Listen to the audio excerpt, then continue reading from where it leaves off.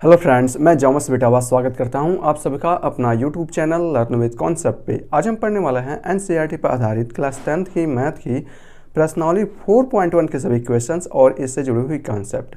हमें इसमें क्या पढ़ना है, द्विघात समीकरण के बारे में पढ़ना है। द्विघात समीकरण को कैसे पहचाना जाता है, उसको कैसे आप फाइंड आउट करेंगे, इसके बारे में आज हम पढ़ने वाले हैं। इसके अगला जो चैप्टर होगा वह चैप्टर बहुत ही इंपॉर्टेंट है, लेकिन यह चैप्टर बहुत ही ज़रूरी है यह समझने के लिए कि द्विघात समीकरण अगर होता है तो किस फॉर्म में होता है, उसे कैसे देखा जाता है कि यह आपका द्विघात यानी कि क्वाड्रेटल है, इक्वेशन है या नहीं है। चलिए आप देखते हैं ये क्वेश्चन का जो आपकी प्रश्नावली 4.1 के ये जो क्वेश्चन है वो है। हालांकि इसके बारे में अभी हम चर्चा करेंगे, लेकिन अभी समझाने के लिए मुझे इसको अभी इग्नोर करना होगा। चलिए द्विघात समीकरण के बारे में थोड़ी सी जानकारी करते हैं कि द्विघात समीकरण है क्या। जैसा कि आपने पिछले वीडियो में मैंने आपको बताया है, और जब मैंने बहुपद पढ़ा था तभी मैंने आपको वहाँ पर बताया था पॉलिनोमियल के केस में कि बहुपद और समीकरण में क्या अंतर होता है। द्विघात बहुपद या द्विघात समीकरण हो तो कैसे आप उसको पहचान करेंगे। अगर आपको वो नहीं मालूम है तो एक बार और आप यहाँ से ध्यान से देख लीजिए। द्विघात समीकरण का मतलब होता है दो घात वाले इक्वेशन हो सकता है एक्स के फॉर्म में हो, वाई के फॉर्म में हो, एल एम एन किसी के भी फॉर्म में हो सकता है। लेकिन हाँ, एक चर वाला द्विघात जो समीकरण होता है एक चर के फॉर्म में होता है, दो चर के फॉर्म में नहीं होंगे। एक चर के फॉर्म में द्विघात समीकरण हो सकता है, त्रिघात समीकरण होता है, चतुर्घात समीकरण हो सकता है। लेकिन आज हम पढ़ने वाले हैं वह द्विघात समीकरण के बारे में पढ़ने वाले हैं। तो मैंने कहा कि आपका एक तो समीकरण है, दूसरा आपका द्विघात समीकरण है। मैं यहाँ पर थोड़ा सा बता रहा हूँ, यहाँ समझने की कोशिश कीजिए। अगर मान लीजिए कि एक हमारा समीकरण लिखा गया है x square plus 5x plus 6 equal to 0, तो क्या हम इसको द्विघात समीकरण पढ़ेंगे या नहीं पढ़ेंगे। द्विघात समीकरण इसको हम लोग कह सकते हैं, लेकिन हालांकि द्विघात समीकरण का जो आपका व्यापक रूप होता है उसके बारे में तो आपको जानकारी होनी चाहिए कि द्विघात समीकरण का व्यापक रूप क्या होता है। द्विघात समीकरण का जो व्यापक रूप होता है वो आपका होता है ax square plus bx plus c equal to 0 के फॉर्म में होगा, जहाँ a b c यह आपका a b व c हमेशा और हमेशा परिमेय संख्याएं होंगे, वास्तविक संख्याएं और परिमेय नहीं। अगर मैं इसको वास्तविक बोलूँ तो काफ़ी अच्छा रहेगा। यह आपकी वास्तविक संख्याएं होनी चाहिए, और जो x का जो घात होगा वो ये तय करेगा कि वो द्विघाती है या त्रिघाती है या चतुर्थघाती है। तो इसमें x के पावर कितना है, मैक्सिमम घात 2 है, तो यह जो समीकरण होगा वह द्विघाती होगा। यहाँ ए बी सी क्या होगा, वास्तविक संख्या होनी चाहिए। इस कंडीशन में एक्स स्क्वायर का गुणांक कितना है, 1 है, एक्स का गुणांक इसमें क्या है, 5 है, और ये 6 है। ये सभी के सभी वास्तविक संख्या हैं। तो ये जो समीकरण होगा वो आपका द्विघात समीकरण होगा, ठीक है ना, क्योंकि इसकी घात मैक्सिमम 2 है। अच्छा, आप ये बताइए क्या यह द्विघात समीकरण है। मैं ऐसा ही लिख देता हूँ x प्लस 6 इक्वल टू 0, तो ये भी आपका क्या द्विघात समीकरण है। हाँ, ये द्विघात समीकरण है, ठीक है ना। क्यों, क्योंकि इसमें x की मैक्सिमम घात 2 है। क्या इस फॉर्म में है ना, a x square plus b x plus c के फॉर्म में है। अगर ए और बी की जगह पर हम 1 1 रख दें जो कि वास्तविक संख्या होती है, तो वास्तव में समीकरण ये आएगी। अगर सी की जगह पर हम 6 रख दें तो ये भी आपका द्विघात समीकरण है। चलिए हम इसको थोड़ा सॉल्व करते हैं, क्योंकि आगे इसके और भी आपको जानकारी चाहिए।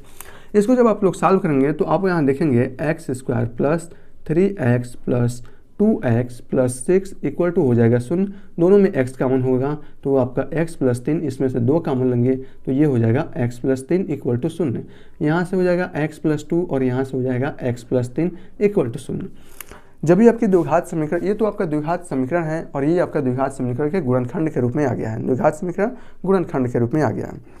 जब भी आपका द्विघात समीकरण देगा, क्वेश्चंस में भी आपको देगा, जैसे कि आप यहाँ देख रहे हैं, तो वो गुणनखंड के रूप में देगा और पूछेगा कि क्या यह आपका द्विघात समीकरण है या नहीं है। तो गुणनखंड के रूप में अगर होगा तो आपको कैसे चेक करना है, क्या पहले वाले गुणनखंड में x की मैक्सिमम घात कितनी है, 1 है, तो सही है।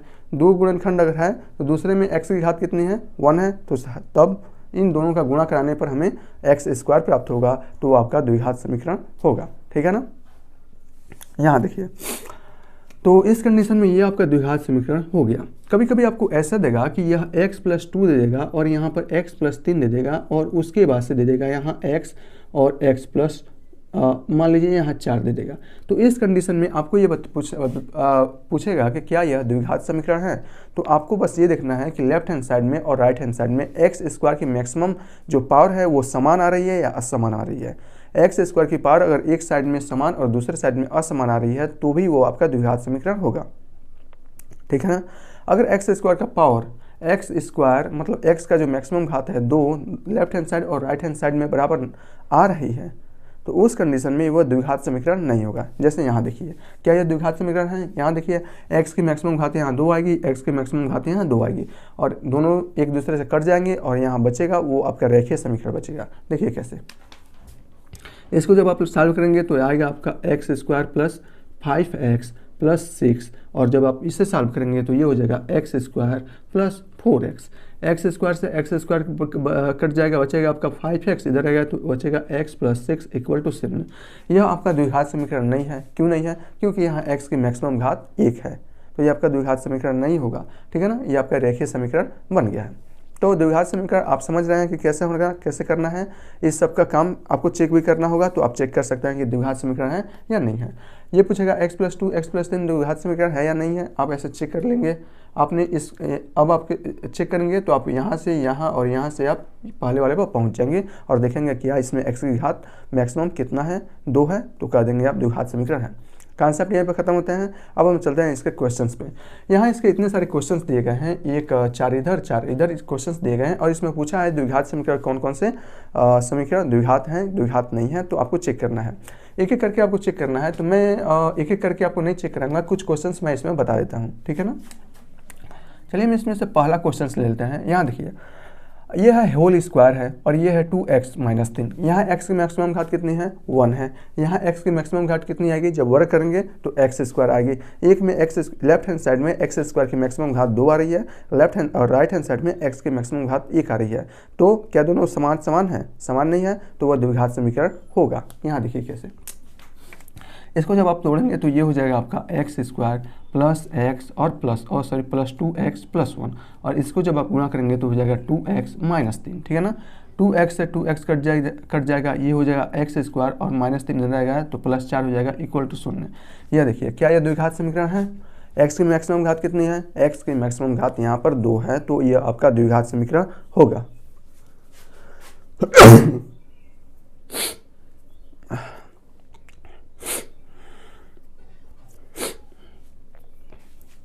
तो ठीक है ना, तो आप यहाँ से देख रहे हैं कि x की मैक्सिमम घात कितनी है? 2 है।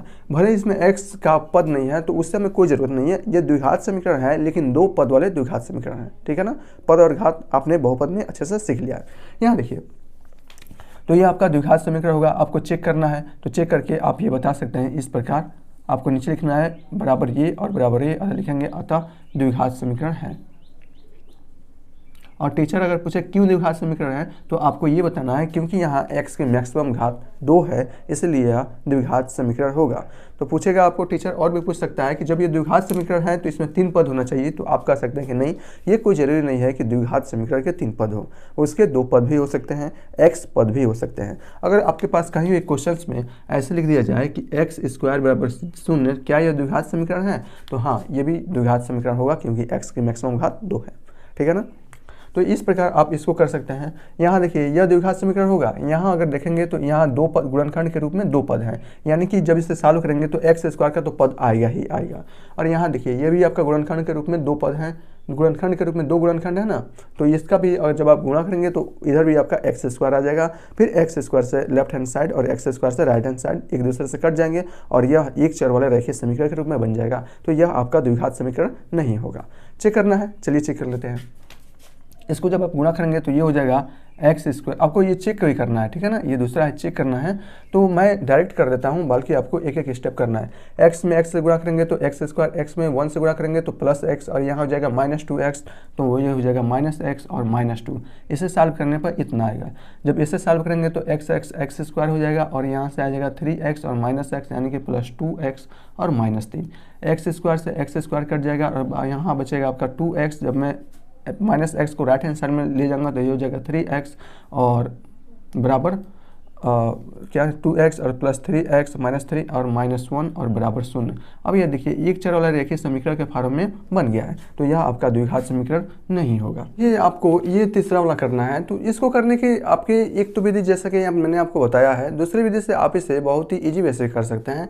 आपको मालूम होगा ये आपका लेफ्ट हैंड साइड है, ये आपका राइट हैंड साइड है। तो अगर हमें क्या करना है, इसको हमें क्या करना है, बस देखना है कि यह आपका द्विघाती समीकरण है या नहीं है। तो लेफ्ट हैंड साइड और राइट हैंड साइड दोनों को देख लेते हैं, उसका मान क्या आ रहा है। चलिए यहाँ से देखिए मैं यहाँ पर इस क्वेश्चन में मैं यहाँ पर क्या कर रहा हूँ, लेफ्ट हैंड साइड को लेकर चल रहा हूँ, ठीक है ना।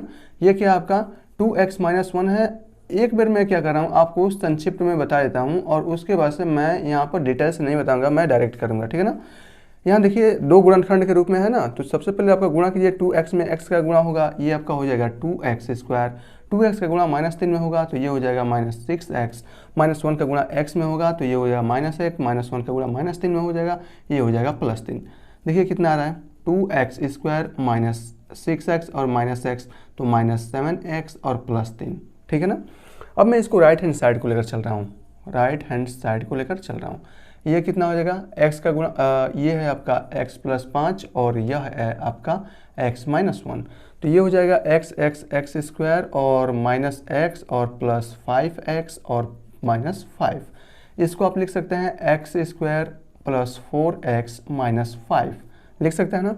राइट हैंड साइड और लेफ्ट हैंड साइड को मैंने कर लिया। राइट हैंड साइड में है क्या, 2x - 1 और x - 3 का मान कितना आया है हमारा, 2x स्क्वायर -7x + 3, ठीक है ना, ये आया है, equal to right hand side यानी कि x + 5 x - 1 का मान कितना आया है आपका, x square + 4x - 5। x square से आपका इधर आएगा x स्क्वायर, तो ये आपका क्या हो जाएगा, यहाँ देखिए, तो 2x स्क्वायर में से x स्क्वायर घटेगा, बचेगा आपका x स्क्वायर, और यहाँ देखिए -7x और ये इधर आएगा तो प्लस में है माइनस हो जाएगा तो -11x और +3, यह -5 लेफ्ट हैंड साइड में आएगा, +5 हो जाएगा और 3 + 8 इक्वल टू 0। अब आप इसको देखकर बता सकते हैं कि यह आपका द्विघाती समीकरण है या नहीं है। एक्स स्क्वायर कितना बनाया है, x square -11x + 8 equal to 0। यहाँ देखिए x की मैक्सिमम घात कितनी है, 2 है, तो ये इसलिए यह द्विघाती समीकरण होगा। एक तो ये आपका संक्षिप्त विधि है कि मैंने आपको डिटेल से दो गुणनखंडों को आपस में गुणा कैसे किया है ये बताया है। हालांकि आप ये सीख चुके हैं कि दो गुणनखंडों, अगर दो आपके पास गुणनखंड है तो उसका गुणा कैसे किया जाता है। तो मैं अब डिटेल से नहीं बताने वाला हूँ, कोई भी चीज़ मैं डायरेक्ट लिखूँगा, आपको चेक करना है, ठीक है ना। यहाँ चलिए, ये आपका हो गया। अगर आपको इसको जांच करना है तो यहाँ देखिए क्या है, पावर क्यू है, यहाँ कितना आ जाएगा, पावर क्यू आएगा। तो आपको ऐसे ही बता सकते हैं कि यह आपका द्विघाती समीकरण नहीं होगी, क्योंकि इस सॉरी, क्योंकि यहाँ देखिए पावर क्यू है, यहाँ मैक्सिमम घात 3 है, तो क्या ये आपका द्विघाती समीकरण होगा। द्विघाती है तो पावर तो 2 होना चाहिए, लेकिन यहाँ पावर 3 है तो यह आपका त्रिघातीय होगा, द्विघातीय नहीं होगा, ठीक है ना। तो इसे पूरा करने की ज़रूरत नहीं है, ठीक है ना। चलिए, या अगर इसे आप करना भी चाहें तो आप कैसे कर सकते हैं, तो क्या होता है, अगर a + b का होल क्यू के हिसाब से आप करेंगे तो पहले का क्यू होता है यानी कि एक्स क्यू, प्लस दूसरे का क्यू होता है यानी कि 2 का क्यू हो जाएगा 8, प्लस 3x स्क्वायर यानी कि 3a square b, 3a square का मतलब x स्क्वायर, b का मतलब है 3, तो 3 दूना 6x स्क्वायर और प्लस 3ab स्क्वायर यानी कि 2 दूना 4, 3 12x हो जाएगा। और आप राइट हैंड साइड में अगर इसका गुणा कराएंगे तो ये हो जाएगा 2x का क्यू और -2x, ठीक है ना। यहाँ देखिए आप लोग 2x का क्यू, अगर मैं इसको इधर ले जाऊँ या मैं इसको इधर लाऊं तो ये हो जाएगा आपका -x3, क्योंकि 2x3 में से x3 हटेगा तो ये हो जाएगा आपका -x3, और ये +2x है, इधर आएगा -2x है, लेफ्ट हैंड साइड में आएगा तो 12 में जुड़ जाएगा, ये हो जाएगा 14x और प्लस ये कितना है 6x स्क्वायर और प्लस 8 इक्वल टू 0। क्या यह द्विघाती समीकरण है, नहीं है, क्योंकि यहाँ x की मैक्सिमम घात 3 है, तो यह त्रिघाती समीकरण होगा। तो ये अब तो आपका द्विघाती समीकरण नहीं है, कौन सा, ये वाला द्विघाती समीकरण नहीं है, ये आपका द्विघाती समीकरण था, ठीक है ना। इसी प्रकार आपको ये भी करना है, ये भी करना है, ये करना है, तो आप कीजिएगा, इसमें कोई भी प्रॉब्लम नहीं होने वाली है। मैं एक अंतिम वाला ये भी बता देता हूँ कि ये आपका द्विघाती है कि नहीं है। हालांकि देखकर ही पता चल गया होगा कि ये आपका द्विघाती है या नहीं है। आप बताइए है या नहीं है। चलिए हम इसको करके देखते हैं, ठीक है ना। इसको हम अगर करें तो ये यहाँ देखिए x3 और -4x स्क्वायर और -x + 1। राइट हैंड साइड में क्या होगा, पहले वाला का क्यू कीजिए x का तो x3, दूसरे का क्यू कीजिए, अगर a - b का होल क्यू क्या होता है, a³ - b³ - 3a square b कोष्टक में a - b, ठीक है ना। तो पहले वाला क्यू a³ और -b³ तो -8 और -3a स्क्वायर b, 3 और a स्क्वायर और b का मतलब है 2, तो हो जाएगा 3 दूना 6x स्क्वायर और कोष्टक में होता है या आप ऐसे भी कर सकते हैं 3a माइनस 3a² और प्लस 3ab² होता है, ठीक है ना। प्लस 3ab² यानी कि 2 दूना 4 और 2 दूना 4 3 12 और x², 12x, ठीक है ना। ये हो जाएगा आपका।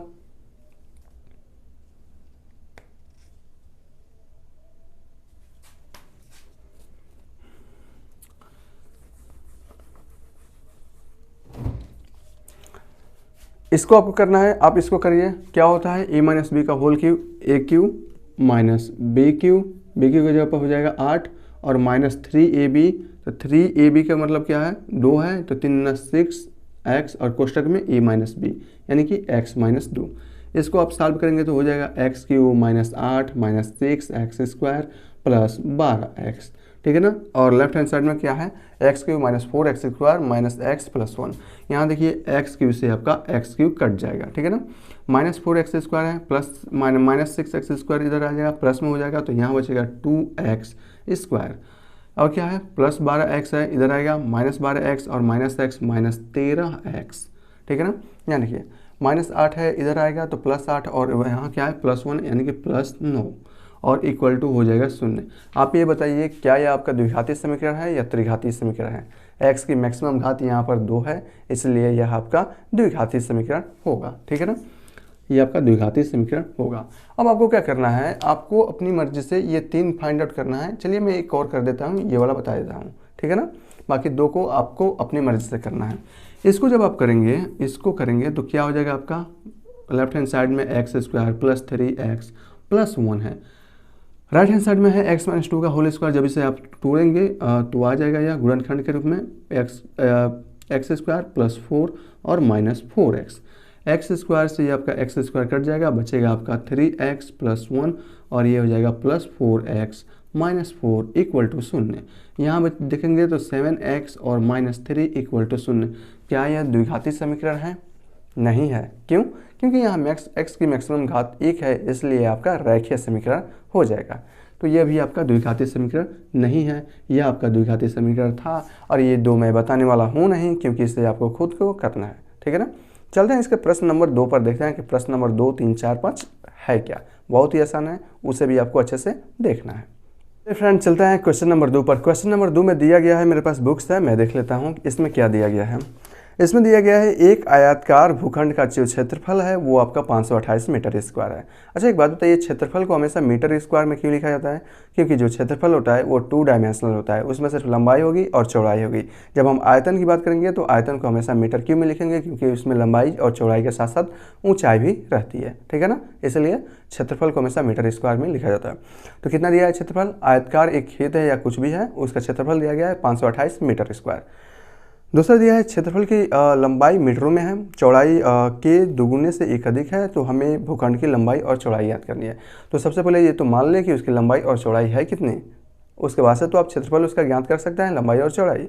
और इसका दिए गए डाटा के अनुसार हम कुछ भी ज्ञात कर सकते हैं। हम अपने पास से कुछ नहीं लेंगे, जो भी डाटा दिया गया रहेगा उस डाटा के हिसाब से हमें इस क्वेश्चन को करना होता है, ठीक है ना। तो यहाँ पर मान लेते हैं कि सबसे पहले जो आपका क्षेत्रफल है, आयताकार जो भूखंड है उसकी लंबाई और चौड़ाई x और y है, ठीक है। चलिए आपका क्वेश्चन नंबर 2 है,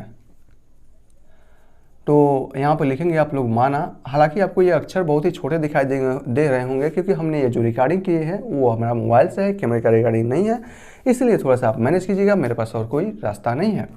तो माना भूखंड जो आपका है, भूखंड मान लिखा, चलिए भूखंड है, भूखंड आयताकार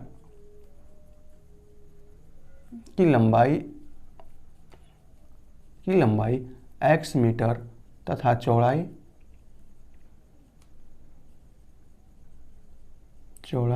y मीटर है, y मीटर है, या मीटर मैं हिंदी में लिख देता हूँ, मीटर है। तब आयताकार भूखंड का क्षेत्रफल क्या होगा, आप बताइए। भूखंड का जो क्षेत्रफल होगा वह क्षेत्रफल क्या होगा? अच्छा एक बात बताइए, आयत का जो क्षेत्रफल होता है वो क्या होता है? भैया लंबाई गुणे चौड़ाई होता है, तो बस इसकी लंबाई x और चौड़ाई y है, तो इसका क्षेत्रफल क्या होगा? क्षेत्रफल हो जाएगा x गुणे y, ठीक है ना।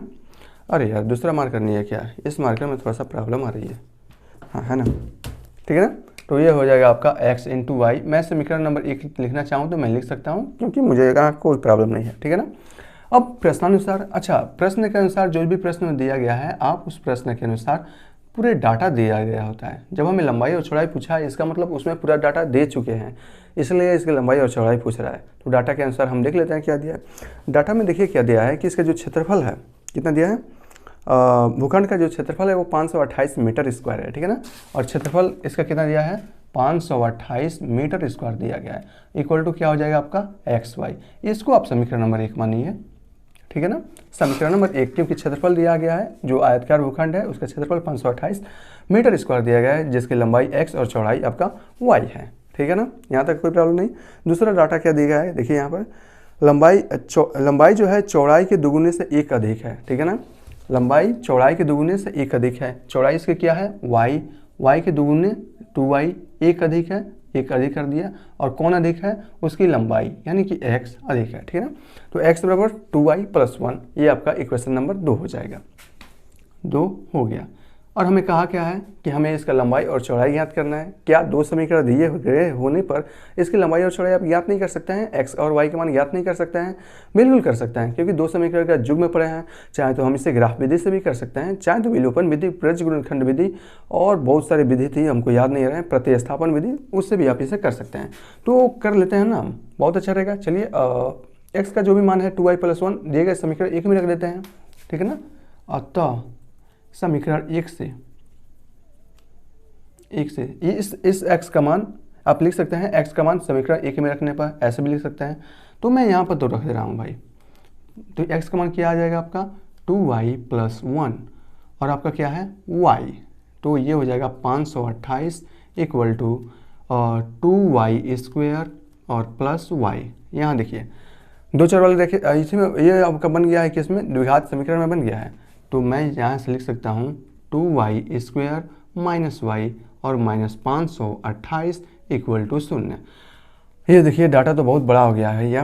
अब कैसे आएगा, 528 दूना कितना होता है 1056। अब इस 1056 को गुणनखंड विधि से ऐसे तोड़ना है कि उसका जो y का गुणा कितना है 1 आना चाहिए। अब इसे आप कैसे तोड़ेंगे, अरे भैया हमें भी नहीं मालूम है, हम कैसे बताएं कैसे तोड़ेंगे। 1056 को चलिए हम तोड़ कर देखते हैं ना। तो 1056 आपके पास है ना, तो इस 1056 को चलिए मैं यहाँ पर कर दे रहा हूँ। 1056 को आप क्या लिख सकते हैं भैया, 1056 को लिखा 2 से भाग देंगे तो ये हो जाएगा 528, और 2 से भाग देंगे तो ये हो जाएगा 256 दूना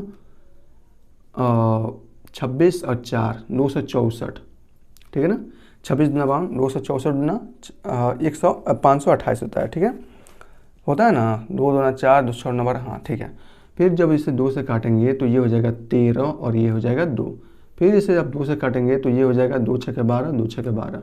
फिर जब इसे आप 2 से काटेंगे तो ये हो जाएगा 33, और फिर जब इसे 33 से काटे, 33 अभाज्य संख्या है तो हो जाएगा 1।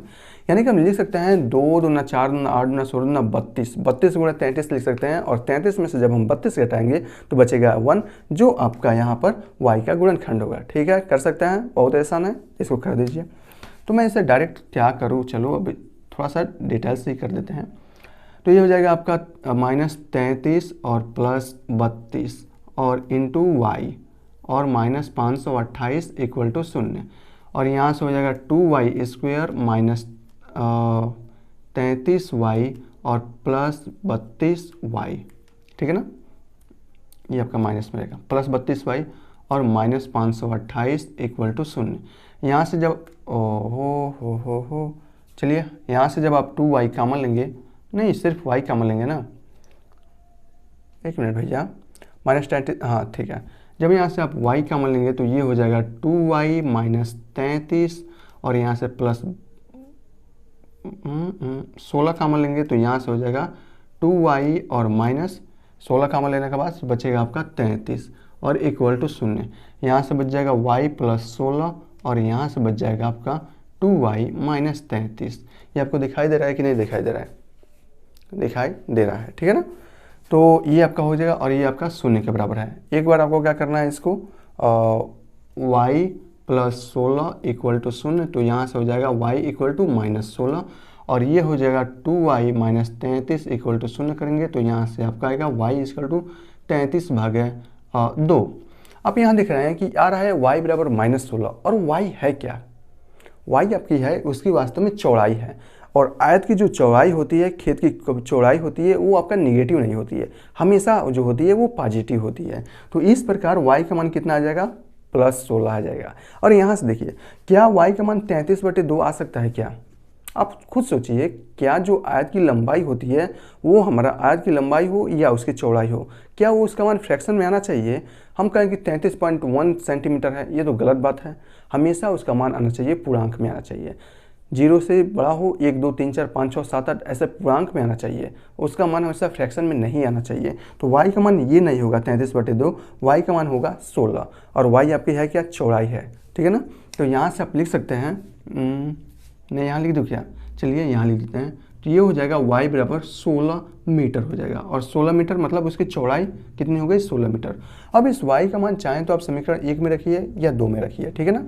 तो y का मान समीकरण 2 में रख देता हूँ, तो y का मान समीकरण किस में रखने पर, 2 में रखने पर, ठीक है ना। तो यहाँ से हो जाएगा x इक्वल टू y का मान कितना है, 16, तो 16 दूना यानी कि 2 और ये 16 + 1, तो यहाँ हो जाएगा x बराबर कितना हो जाएगा, 33 मीटर हो जाएगा। 16 दूना 32 और 33 मीटर, ये आपका क्या है, 33 मीटर आपकी लंबाई है और 16 मीटर आपकी क्या है, चौड़ाई है, और यही आपका आंसर आ जाएगा, ठीक है ना।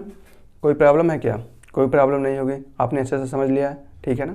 चलते हैं इसका क्वेश्चन नंबर दूसरे पर, देखते हैं क्वेश्चन नंबर इसका दूसरा है क्या। दूसरा जो क्वेश्चन है उसको देखते हैं, कितना इजी वे से हम इसे भी बना सकते हैं, आपको कोई भी प्रॉब्लम नहीं होने वाली है।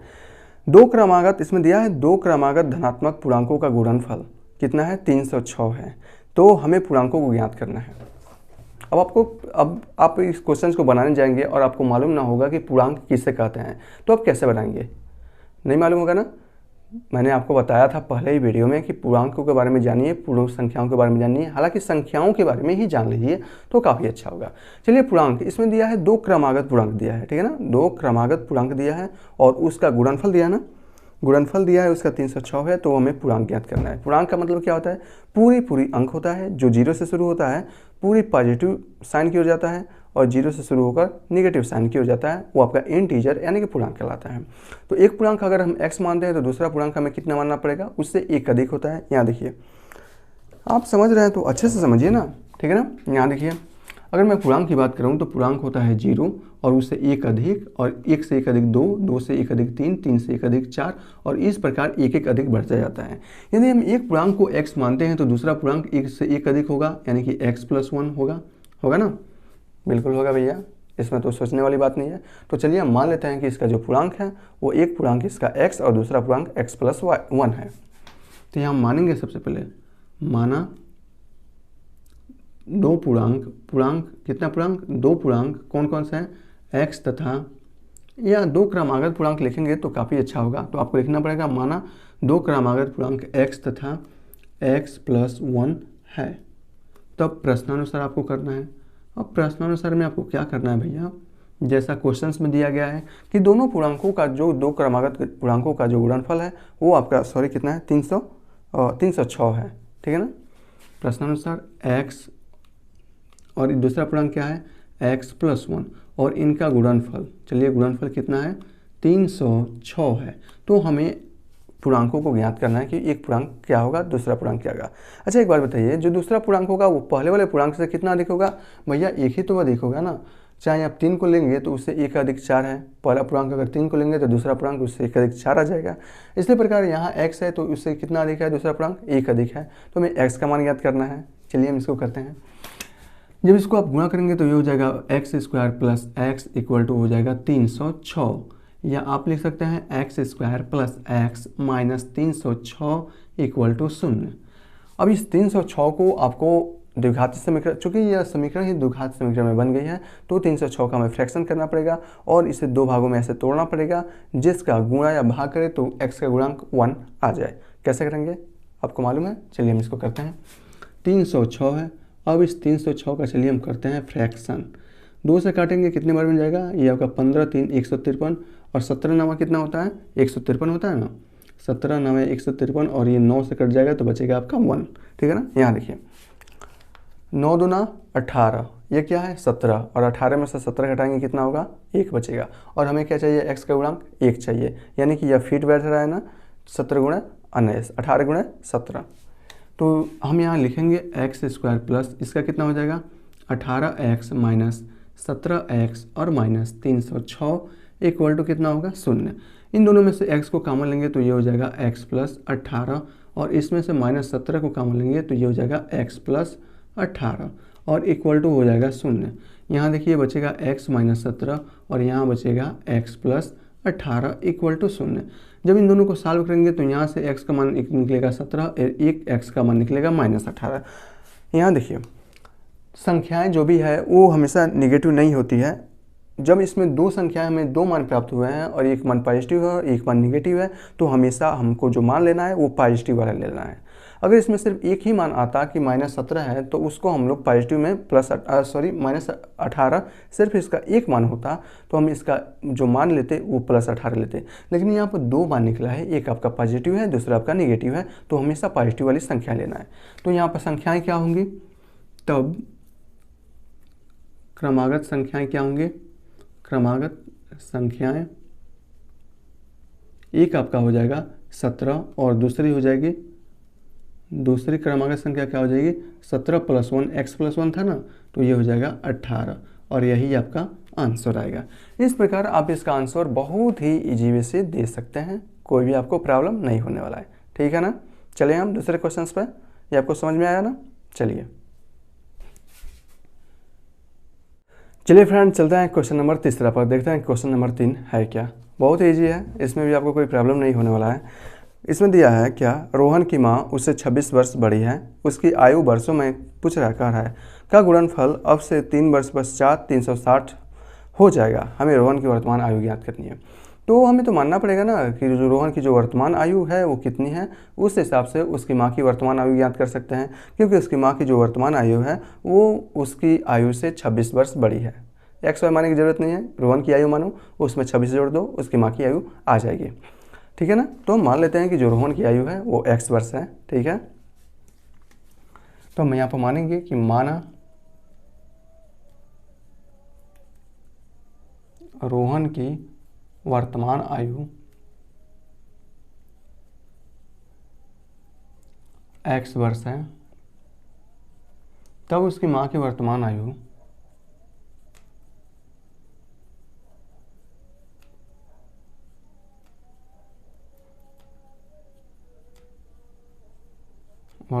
कितनी होगी। जब रोहन की वर्तमान आयु x वर्ष है और रोहन की जो माँ है वो रोहन से 26 साल बड़ी है तो इसकी माँ की वर्तमान आयु x में 26 जोड़ने पर प्राप्त हो जाएगा। इतना वर्ष होगा ना, ठीक है ना। अब इसके प्रश्नानुसार जैसा कि प्रश्न में दिया गया है आपको सिर्फ वैसा ही करना है, ठीक है ना। तो इसमें क्या कहा गया है, देखिए यहाँ पर इसमें कहा गया है कि उनकी आयु का गुणनफल अब से 3 वर्ष पश्चात, कितना 3 वर्ष पश्चात 360 का हो जाएगा। तो एक बात बताइए, अगर रोहन की वर्तमान आयु आज x वर्ष है, 3 वर्ष बाद रोहन की वर्तमान आयु क्या होगी, x प्लस 3 हो जाएगी। इस समय रोहन की माँ की वर्तमान आयु x प्लस 26 साल है, 3 वर्ष बाद उसकी माँ की वर्तमान आयु x प्लस 26 प्लस 3 साल हो जाएगी, यानी कि x प्लस 29 साल हो जाएगी ना। और दोनों का गुणनफल करना है और उसकी और गुणनफल करने के बाद कितना दिया है 360 डिग्री का हो जाएगा। तो चलिए प्रश्नानुसार रोहन की आयु में मैंने 3 वर्ष जोड़ दिया, उसकी माँ की आयु में जब 3 वर्ष जोड़ेंगे तो ये हो जाएगा x प्लस 29 और इक्वल टू कितना दिया है इसमें 360 वर्ष का हो जाएगा, ठीक है ना। बस इसको आपको सॉल्व करना है और सॉल्व करने के बाद x की मान ज्ञात करना है, यानी कि रोहन की आयु ज्ञात करनी है।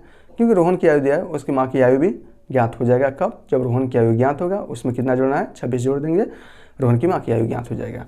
इसको सॉल्व कीजिए तो ये हो जाएगा x हो जाएगा आपका x स्क्वायर, ये हो जाएगा 29x और 3x कितना होगा 32x और ये हो जाएगा आपका 29 तिहाई 30 तिहाई 90, 90 में से आप 3 कम कीजिए हो जाएगा 87 और इक्वल टू दिया है 360, या x स्क्वायर प्लस आपका हो जाएगा यह 32x और ये आपका हो जाएगा माइनस, यहाँ देखिए 360 लेफ्ट हैंड साइड में आएगा तो माइनस 360 हो जाएगा और उसमें से प्लस 87 घटाएंगे, यानी कि 87 माइनस 360 कितना बचेगा, यहाँ देखिए 300 में से जब आप कितना घटाना है 87 घटाएंगे तो ये हो जाएगा आपका 3, और ये जाएगा आपका 9 में से 8 जाओ 1, और यहाँ से हो जाएगा आपका 213, ठीक है ना। यहाँ बच जाएगा आपका 213 इक्वल टू 0। अब इसे आपको सॉल्व करना है 213 को ऐसा गुणनखंड करना है कि हमें 32 आ जाए। अच्छा, एक बात और होता है कि 213 किससे कटेगा, कैसे हम इसका फ्रैक्शन कर देंगे। तो सबसे पहले देखिए 3 और 9 के लिए यह अनिवार्य है। कोई संख्या 3 या 9 से कट रही है, कैसे पता करना है, क्लास 6 में अपने पढ़ चुका होंगे। कैसे पढ़ चुके होंगे, दिए गए जो भी नंबर्स होंगे उनके डिजिट को जोड़ना है। जोड़ने के बाद देखिए क्या वो 3 से कट रहे हैं या क्या वो 9 से कट रहे हैं कि नहीं। यहाँ देखिए 3 2 5 और 3 1 4 4 2 6, और 6 को जब हम 3 से भाग देंगे तो ये 2 बार में कट जाएगा। इसका मतलब इसमें पूरा 3 से भाग चला जाएगा। चलिए हम इसको करते हैं। 213 का गुणनखंड अगर हम करें, यह आपको फेयर में रफ में करना है। 213 हम जानते हैं 3 से कटेगा, तो हम इसको 3 से काट रहे हैं, तो 3 सत्ते हो जाएगा 21 और 3 एकम 3, ठीक है ना। यहाँ देखिए बचा हुआ है 71। अब इस 71 को कैसे करेंगे हम लोग, ये तो ये आपकी अभाज्य संख्या है, तो क्या आप बताइए 71 बार में कटेगा ना, 71 बार में कटेगा, यानी कि ये हो जाएगा आपका 0। तो 71 तिहाई और 71 और 3 की योगफल से कभी भी आपका 32 नहीं बन सकता है। जब ये आपका 32 नहीं बन सकता है तो क्या आप उसकी वर्तमान आयु ज्ञात कर सकते हैं, आप बताइए। नहीं ज्ञात कर सकते हैं। क्यों? क्योंकि यहाँ इसका कोई गुणनखंड होगा नहीं, इसका जो भी मान आएंगे वो काल्पनिक मान आएगा, और हम जो काम करते हैं वो वास्तविक मानों के लिए करते हैं। तो इस कंडीशन में आप इसकी वर्तमान आयु ज्ञात नहीं कर सकते। जब आप रोहन की वर्तमान आयु ज्ञात नहीं कर सकते तो उसकी माँ की वर्तमान आयु तो छोड़ ही दीजिए, वो तो ज्ञात नहीं होने वाला है, ठीक है ना। तो इसका डाटा अपर्याप्त है, तो इसका मान ज्ञात नहीं किया जा सकता, इसका मान ज्ञात नहीं किया जा सकता। आपसे अगर टीचर पूछे क्यों नहीं ज्ञात किया जा सकता, तो आप कहेंगे कि दिया गया जो द्विघाती समीकरण है उसके जो मूल होंगे, यानी कि उसके जो हल होंगे वो आपके काल्पनिक होंगे, इसलिए इसका मान ज्ञात नहीं किया जा सकता, ठीक है ना। बिल्कुल सही। चलिए चलते हैं इसके अंतिम क्वेश्चन नंबर इसके चौथा पर, दूसरा का चौथा पर, और देखते हैं दूसरा का चौथा है क्या और हम उसे कैसे कर सकते हैं, ठीक है। इसमें दिया गया है, यहाँ देखिए कि एक रेलगाड़ी 480 किलोमीटर की दूरी समान चाल से तय करती है, हमें चाल से तय करती है। इसकी चाल 8 किलोमीटर प्रति घंटा कम होती तो वह दूरी तय करने में 3 घंटे अधिक समय लेती। तो हमें रेलगाड़ी की चाल ज्ञात करनी है। तो हमें रेलगाड़ी की चाल ज्ञात करनी है, तो मान लेते हैं जो रेलगाड़ी की चाल है वो x किलोमीटर प्रति घंटा है। यहाँ देखिए माना रेलगाड़ी की चाल x किलोमीटर प्रति घंटा है, कि जो चाल है कितनी है, x किलोमीटर प्रति घंटा है, ठीक है ना। अब हम कर देते हैं यहाँ पर प्रश्नानुसार, ठीक है ना, प्रश्नानुसार कर देते हैं। यहाँ देखिए रेलगाड़ी कितनी दूरी तय करती है, 480 किलोमीटर दूरी तय करती है, ठीक है ना। आपको ये मालूम होगा कि जो चाल, दूरी और समय में जो रिलेशन होता है वो रिलेशन क्या होता है। तो यहाँ देखिए होता है समय बराबर दूरी बटा चाल, समय बराबर होता है दूरी बटा चाल। यानी कि अगर कोई भी दो मालूम हो या दूरी और चाल का मालूम हो तो हम समय ज्ञात कर सकते हैं, समय और दूरी का मान ज्ञात हो तो हम चाल का मान ज्ञात कर सकते हैं, या अगर समय और चाल का मान ज्ञात हो तो हम दूरी का मान ज्ञात कर सकते हैं। यानी कि 3 दिए हुए डाटा में से अगर कोई भी 2 डाटा आपको मालूम है तो आप तीसरे का मान फाइंड आउट कर सकते हैं, और बहुत ही आसानी से फाइंड आउट कर सकते हैं। तो यहाँ देखिए हमें डाटा क्या दिया गया है, इसमें डाटा एक दिया गया है कि इसकी जो दूरी है कितने किलोमीटर की, 480 किलोमीटर की दूरी तय करता है, यानी कि इसमें दूरी दिया हुआ है। और इसमें क्या दिया है, इसकी चाल को कम बेस किया है, चाल 8 किलोमीटर प्रति घंटा कम होती तो उसकी दूरी तय करने में 3 घंटे लेते हैं, यानी कि इसमें समय का भी इसमें मिक्स कर दिया गया है। तो हम चलिए हम इसको अगर चाल x किलोमीटर प्रति घंटा है तो 480 किलोमीटर दूरी तय करने में कितना समय लगेगा, यहाँ देखिए तब 480 किलोमीटर दूरी तय करने में लगा समय, दूरी तय करने में लगा समय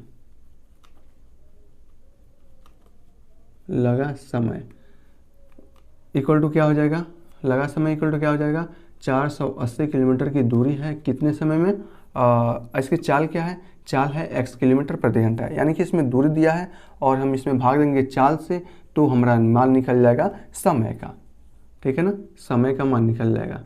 ओके, जो भी समय होगा समय का मान निकल जाएगा। अब हम वाह, अब दूसरे प्रश्नानुसार के चलते हैं। इसमें कहा है इसकी चाल 8 किलोमीटर प्रति घंटा कम होती तो उस दूरी को तय करने में 3 घंटे अधिक समय लेते, ठीक है ना। तो हमें इसके चाल ज्ञात करना है, ठीक है ना। यहाँ देखिए इसकी चाल कितनी है, दूरी कितनी है, 480 किलोमीटर घंटा।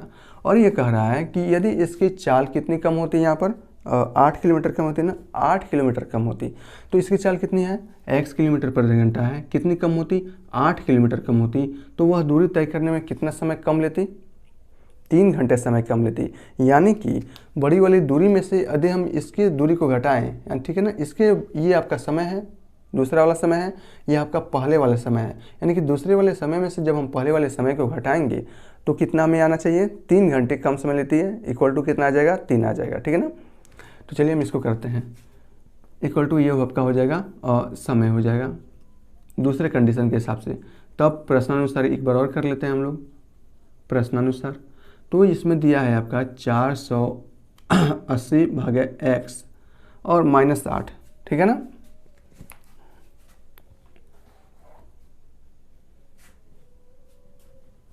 ये रुकिए एक मिनट, आप बुक्स कहाँ गया यार।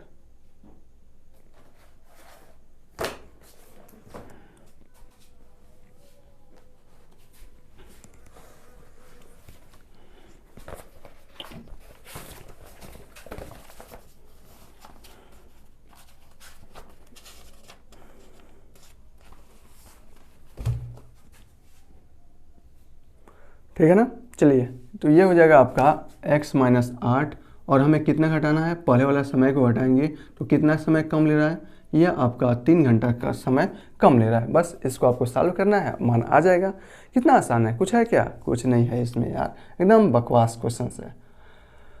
अच्छा ये 3 क्यों आ रहा है, इसमें कहा है कि यदि चाल आपकी 8 किलोमीटर प्रति घंटा कम होती तो पहले वाले समय से 3 घंटा कम समय लेता।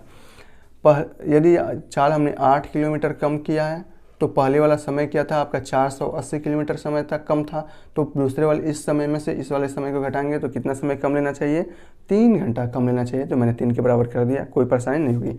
इसको सॉल्व करना है तो हम इसे सॉल्व कैसे करेंगे, बहुत ही आसानी से हम इसे सॉल्व कर सकते हैं। चलिए इन दोनों का लघुत्तम आएगा x - 8 और x, इनका लघुत्तम आ जाएगा तो इसका क्रॉस मल्टीप्लाई करेंगे तो ये हो जाएगा आपका 480 x - 480 और यहाँ x - 8 इक्वल टू यहाँ से हो जाएगा 3x और x - 8, ठीक है ना। अब हमें इसको सॉल्व करना है तो ये यहाँ से हो जाएगा 480x - 480x और यहाँ से माइनस प्लस और 8 × 0 8 × 64 के 4 6 8 × 32 6 38 और इक्वल टू हो जाएगा 3x² - 8 × 3 = 24x। इससे तो ये कट गया और यहाँ बचा क्या, 3x² - 24x और -3840 इक्वल टू, ठीक है ना दोस्तों। तो इससे आपका आंसर यही हो जाएगा। चाहें तो आप इसे सॉल्व करके भी हल कर सकते हैं, यही आपका आंसर होगा। इस प्रकार इस प्रश्नावली के सभी प्रश्न बहुत ही ईजी से आसानी से खत्म हो जाते हैं। अब हम मिलेंगे इसके अगले प्रश्नावली पर अगले कॉन्सेप्ट के साथ। तब तक के लिए आप इसको अच्छे से दोहराइए, समझिए और दिमाग से समझिए, बस यही कहना चाहूँगा।